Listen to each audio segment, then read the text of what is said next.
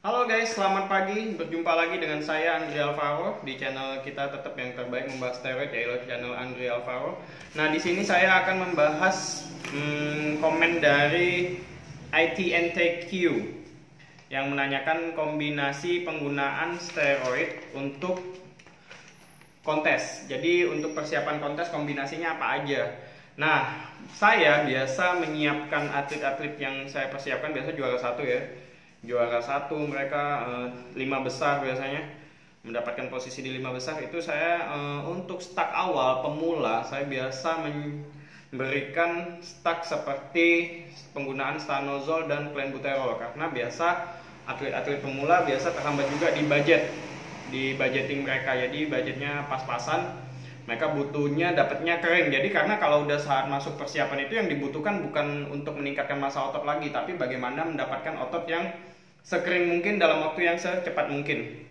Nah, biasa saya menstekkan itu stano dan clen seperti itu. Stanonya saya biasa memberikan dosis 50 mg sehari dan clennya biasa kalau clennya 30 atau 40 mg itu biasa 3 tablet ya. Di split pagi, siang sama sore. Yang penting jauh dari jam tidur karena clenbuterol agak mengganggu jam tidur. Nah, clenbuterol ini fungsinya sangat istimewa, dia meningkatkan suhu tubuh untuk membakar lemak. Jadi akan mempercepat tubuh untuk lebih lean dan mendapatkan persentase lemak yang lebih sedikit gitu loh. Nah, sedangkan gunanya si stano ini adalah untuk mempertahankan massa ototnya. Dia membantu lean juga tapi mempertahankan massa otot. Kedua produk ini Clen dan Stano ini dia sama-sama menghold muscle, jadi tidak menghabiskan massa otot. Beda sama yang pernah dengar kalau ada yang pernah menyarankan penggunaan T3, itu dia membakar lemak tapi juga membakar otot kalian gitu, jadi kelihatan lebih ototnya juga habis kalau menggunakan T3. Beda, makanya T3 jarang digunakan untuk pre-kontes. Ada yang menggunakan tapi kurang populer lah seperti itu. Oke guys, kita masuk ya. Biasanya orang lebih memilih simple stack ya.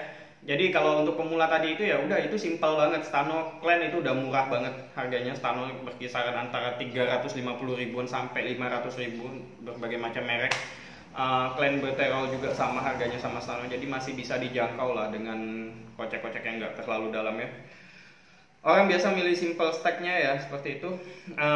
Jim Quinn mantan Mr. Olympia pernah berkata, kalau stacknya udah bekerja jangan sok pintar di menit-menit terakhir, karena kalau sok pintar di menit-menit terakhir itu akan mengacaukan semuanya. Itu yang saya sarankan kepada klien-klien saya, atlet-atlet saya, agar selalu mendengarkan kata saya, jangan mendengarkan kata yang lain kalau pengen berhasil. Dan akhirnya mereka ya juara satu. Mereka yang meneruskan tanah sini atau like a shopping doctor, tanya sana tanya sini, di last minute mereka mengubah stacknya, akhirnya mereka mendapatkan kekeliruan.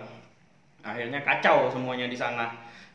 Jangan berpikir berlebihan lah di last minute. Jadi let it flow, dengerin aja coachmu, satu orang aja, mau siapapun itu coachnya, listen to him gitu loh. Contohnya seperti apa sih bang yang ngacoin ya? Contohnya kayak nginjekin test prop, biar nggak bloating nih, yuk injekin test prop seminggu terakhir atau 3 hari terakhir atau pre-contest biar nggak bloating. Tapi jadinya malah kacau, malah basah jadinya ototnya karena masuk tes prop itu. Kebanyakan kayak gitu. Jadi jangan kemudian carving up, yuk load karbonya pakai apa? Pakai nasi padang aja, pakai aja asal-asalan sembarangan. What? Kalian diet selama ini untuk mengeringkan badan, kalian hanya mau carving up dengan menggunakan nasi padang, apapun yang pengen kalian makan. Hey, open your mind, your contest in front of you, oke? Be smart, loading lah pakai yang benar-benar sehat seperti apa? Ketela, umbi-umbian, nasi putih masih oke. Tapi kalau udah berbicara, udah makan apa aja biar badan kita ngepam. No, mekanisme carving up tidak seperti itu. Itu membutuhkan jeda beberapa hari. Jadi ada namanya persiapan 10 days pre-competition preparation. Jadi kayak gitu. Jadi persiapan carbo loading itu nggak dalam hari last minute, tapi udah disetting dari 3 hari sebelum, bahkan sampai 10 hari, tergantung nanti kondisi badan kalian seperti apa. Hanya kalian dan coach kalian lah yang mengerti untuk menangani carving up itu. kalau kalian salah-salah carving up menggunakan nasi padang, apa bang yang terjadi? Kok banyak kok yang carving up pakai nasi padang badannya kering-kering aja. Iya kering, tapi dia akan smooth aja.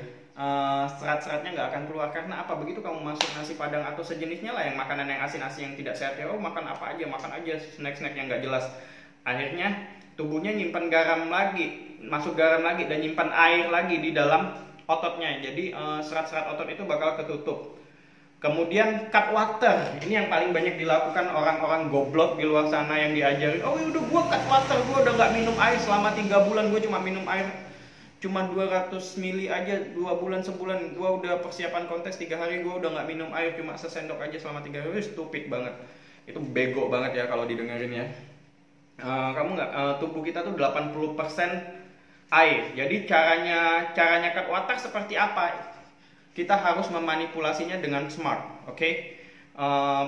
Manipulasi cut water itu tidak dilakukan dalam H-3, tapi dengan banyak-banyak meminum air dengan sodium yang tinggi. Ada nanti stucknya, ada caranya lagi.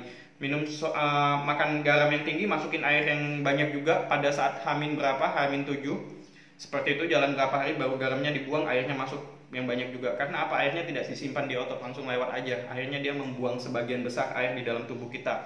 Tapi kalau kalian cut airnya berlebihan, bahkan pakai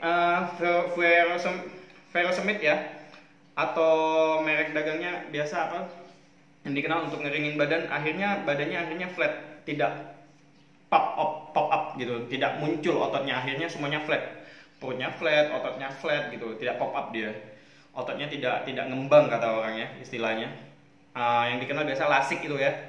Ya, penggunaan lasik juga sebenarnya kalau kamu udah benar-benar kering, penggunaan lasik itu udah tidak perlu digunakan lagi kayak gitu.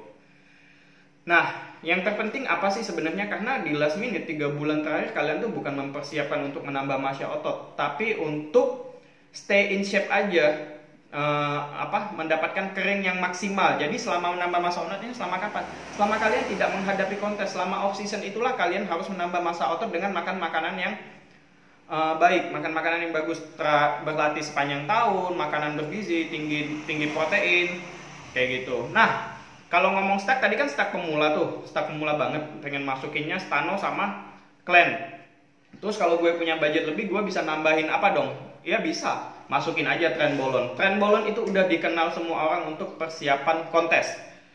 Nah, dosisnya bagaimana? Dosisnya sesuaiin lagi sama tubuh kalian, bisa nerimanya seberapa banyak, karena tinggi badan, berat badan itu mempengaruhi kondisi badan, persentase fat di tubuh kita itu mempengaruhi berapa banyak kita membutuhkan dosis dari Trenbolone. Bisa seperti apa aja? Bisa dosisnya seminggu 2 kali injeksi, bisa each other day, selang-seling, hari ini suntik, besok tidak suntik, besok suntik lagi Trenbolone-nya, kayak gitu bisa dilakukan seperti itu.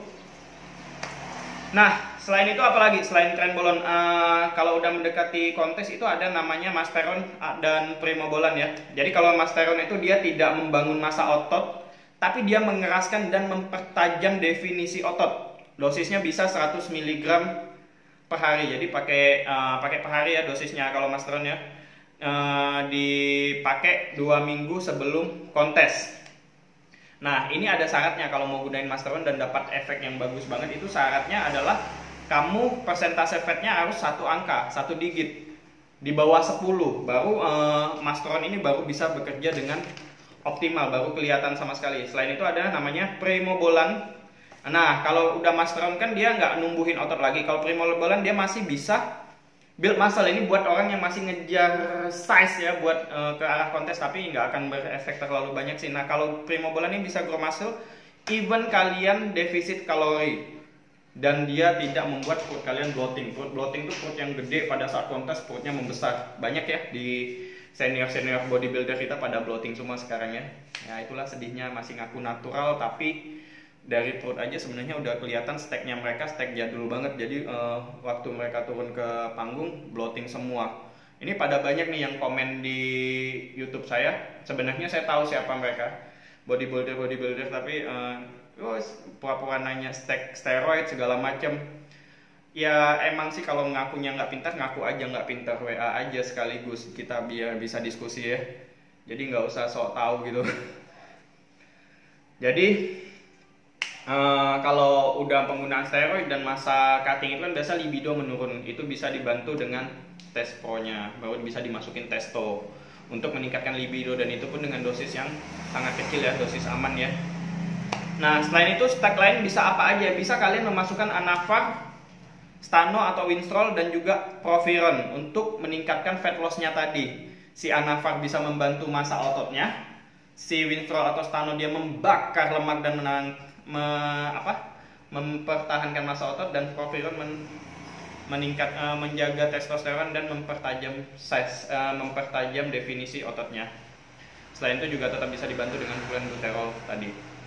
Oke guys, kira-kira seperti itu ya kalau kombinasi penggunaan steroid untuk pre-kontes. Jadi kalau buat kalian yang pengen ada pertanyaan, bisa pengen dibahas di channel ini, silakan komen di bawah aja. Nanti saya akan coba bahas satu-satu di lewat video. Apabila yang belum ada di video ya, saya akan bahas di video mengenai review dan segalanya.